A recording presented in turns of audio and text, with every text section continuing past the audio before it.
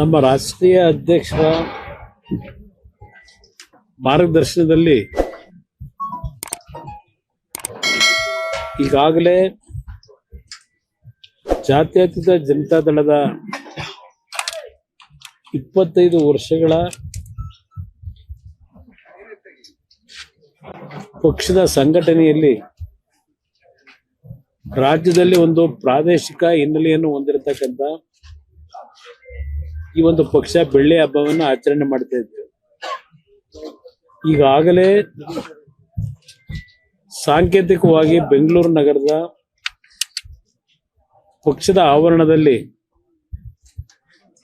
ರಾಜ್ಯದ ಎಲ್ಲ ಪ್ರಮುಖ ಕಾರ್ಯಕರ್ತರುಗಳ ಸಮ್ಮುಖದಲ್ಲಿ ಒಂದು ಸಾಂಕೇತಿಕ ಕಾರ್ಯಕ್ರಮವನ್ನು ಏನು ಮಾಡಿದ್ರು. ಅವತ್ತಿನ ದಿನ ನಾವೊಂದು ಘೋಷಣೆ ಮಾಡಿದ್ವಿ. ಈ ಒಂದು ಬೆಳ್ಳಿ ಹಬ್ಬವನ್ನ ರಾಜ್ಯದ 30 ಜಿಲ್ಲೆಯಲ್ಲಿ ಮುಂದಿನ ದಿನಗಳಲ್ಲಿ ಕಾರ್ಯಕ್ರಮಕ್ಕೆ ಚಾಲನೆ ಕೊಡ್ತೀವಿ ಅಂತಕ್ಕಂಥ ಪ್ರಸ್ತಾಪ ಏನ್ ಮಾಡಿದ್ವು. ಅದರ ಹಿನ್ನೆಲೆಯಲ್ಲಿ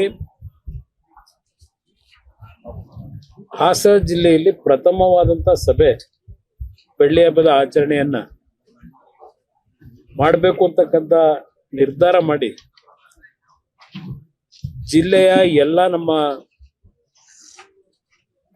ಪ್ರಮುಖ ನಾಯಕರುಗಳು, ಮಾಜಿ ಶಾಸಕರುಗಳು ಎಲ್ಲರೂ ಸೇರಿ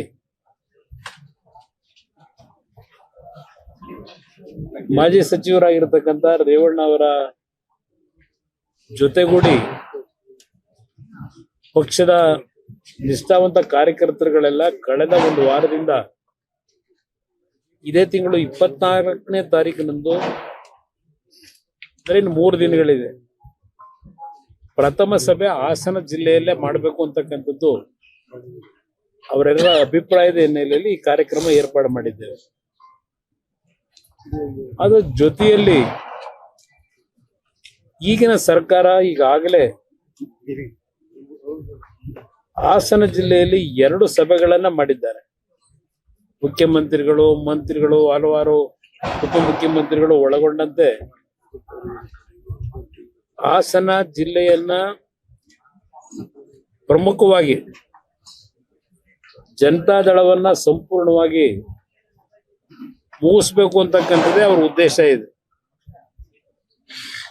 ಕಳೆದ 2.5 ವರ್ಷದಿಂದ ಏನೇನು ಮಾಡಿದ್ದಾರೆ ಬಹುಶಃ ಸೂಕ್ಷ್ಮವಾಗಿ ನಮ್ಮ ಕಾರ್ಯಕರ್ತರು ಗಮನಿಸಿದ್ದಾರೆ, ನಾವು ಗಮನಿಸಿದ್ದೇವೆ.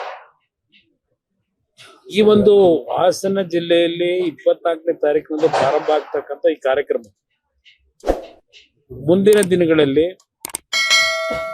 ರಾಜ್ಯದಲ್ಲಿ ಹಲವಾರು ಜಿಲ್ಲೆಗಳಲ್ಲಿ ಈ ಕಾರ್ಯಕ್ರಮಕ್ಕೆ ದಿನಾಂಕವನ್ನು ನಿಗದಿ ಮಾಡ್ತಾ ಇದ್ದೇವೆ.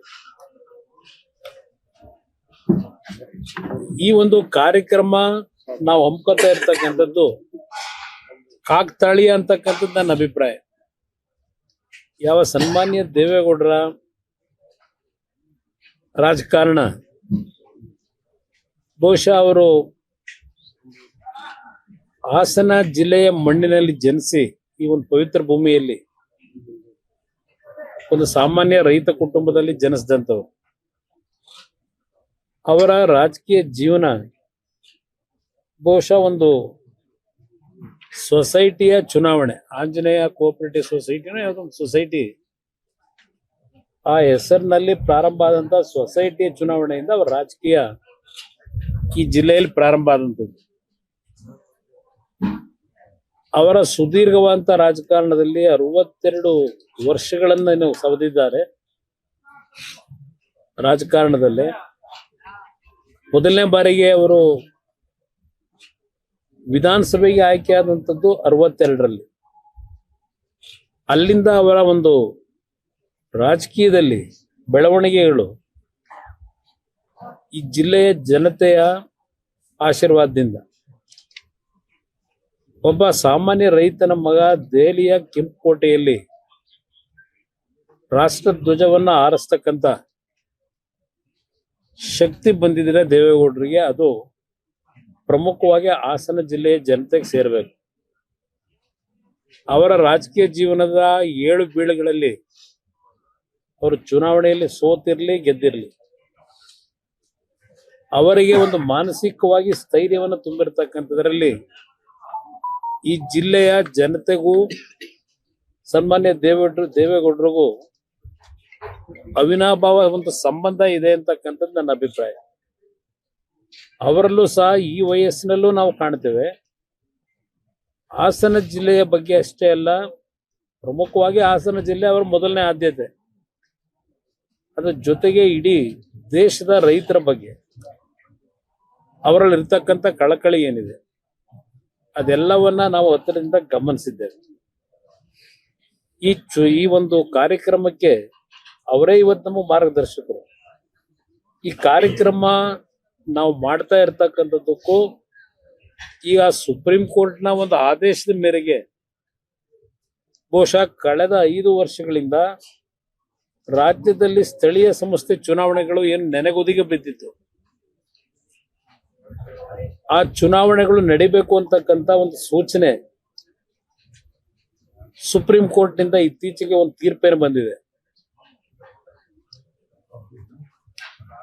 ಈ ತೀರ್ಪಿನ ಹಿನ್ನೆಲೆಯಲ್ಲಿ ಈಗಾಗಲೇ ಸರ್ಕಾರ ಬೆಂಗಳೂರಿನ GBA ಚುನಾವಣೆ ಇರ್ಬೋದು, ಗ್ರಾಮ ಪಂಚಾಯಿತಿಯ ಚುನಾವಣೆಯ ವ್ಯಾಪ್ತಿಯು ಏನು ಮುಗಿದಿದೆ,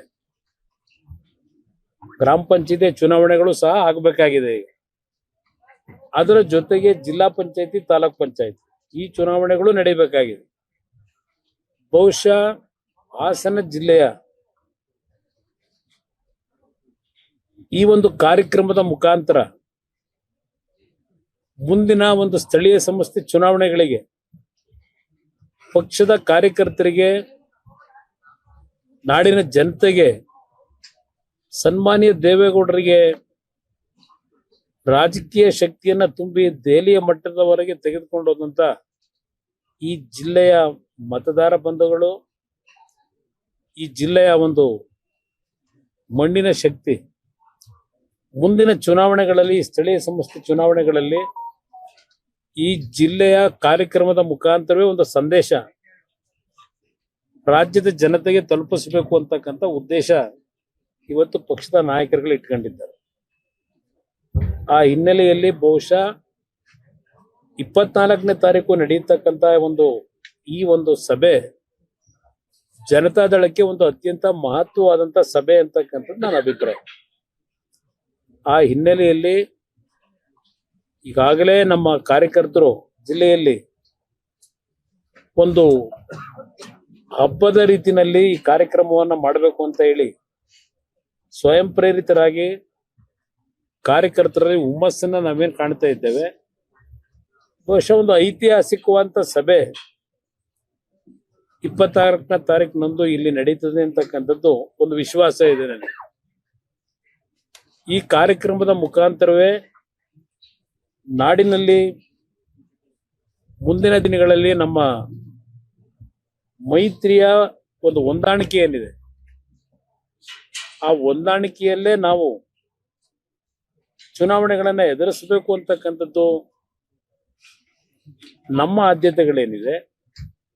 ಆ ನಿಟ್ಟಿನಲ್ಲಿ ಇವತ್ತು ಈ ರಾಜ್ಯದಲ್ಲಿ ಯಾವೊಂದು ಕಾಂಗ್ರೆಸ್ನ ಸರ್ಕಾರ ಇದೆ, ಬಹುಶಃ ನಾಡಿನಲ್ಲಷ್ಟೇ ಅಲ್ಲ ಇಡೀ ದೇಶದಲ್ಲೇ ಇಂಥ ಒಂದು ಕೆಟ್ಟ ಸರ್ಕಾರವನ್ನ ನಾವು ನೋಡ್ಲಿಕ್ಕೆ ಸಾಧ್ಯ ಇಲ್ಲ. ನಾನು ಕಾಂಗ್ರೆಸ್ನ ಮುಖ್ಯಮಂತ್ರಿಯ ಸ್ಥಾನದ ಬಗ್ಗೆ ನಡೀತಾ ಇರತಕ್ಕಂತ ವಿಷಯಗಳ ಬಗ್ಗೆ ಚರ್ಚೆ ಮಾಡ್ಲಿಕ್ಕೆ ಹೋಗಲ್ಲ. ಈಗ ಲೇಟೆಸ್ಟ್ ಹಾಗೂ ಇಂಟ್ರೆಸ್ಟಿಂಗ್ ಸುದ್ದಿಗಳಿಗಾಗಿ ಬಾಸ್ ಟಿವಿ ಕನ್ನಡ ಚಾನೆಲ್ನ ಸಬ್ಸ್ಕ್ರೈಬ್ ಮಾಡಿ, ಹಾಗೆಯೇ ಬೆಲ್ ಐಕಾನ್ ಪ್ರೆಸ್ ಮಾಡಿ. ಇದರ ಜೊತೆಗೆ ಫೇಸ್ಬುಕ್, ಇನ್ಸ್ಟಾಗ್ರಾಮ್, ಎಕ್ಸ್ ನಲ್ಲೂ ಮಿಸ್ ಮಾಡದೆ ಫಾಲೋ ಮಾಡಿ.